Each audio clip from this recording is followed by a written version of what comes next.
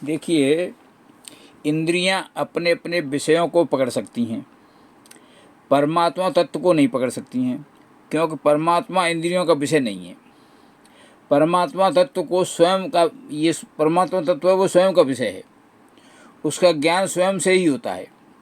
इस तथ्य को ऐसे समझें कि जब मनुष्य सोता है तो इंद्रियां संकुचित होकर मन में, और मन संकुचित होकर बुद्धि में, और बुद्धि संकुचित होकर अज्ञान अविद्या में लीन हो जाती हैं। इस प्रकार गहरी नींद में इंद्रियां छुपी रहती हैं, फिर भी नाम लेकर आवाज़ लगाने से अविद्यालीन होते हुए भी स्वयं जग जाता है। इससे सिद्ध होता है कि शब्द में विशेष शक्ति है। दृष्टि जो पदार्थ तक जाकर रुक जाती है, पर शब्द कान तक नहीं स्वयं तक चला जाता है। अर्थात परमात्म तत्व का ज्ञान आंखें नहीं पकड़ सकती हैं, परंतु कान पकड़ सकती हैं।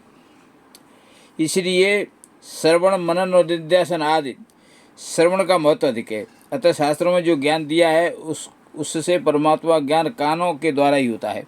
यानी इस उदाहरण का से स्पष्ट होता है कि जो कानों के द्वारा सुनी हुई चीज़ होती है वो हमारी आत्मा तक पहुंच जाती है।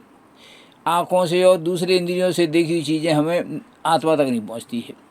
इसीलिए श्रवण इंद्रियों को या शब्दों के सुनने से जो ज्ञान होता है वो गहराई तक जाता है। धन्यवाद।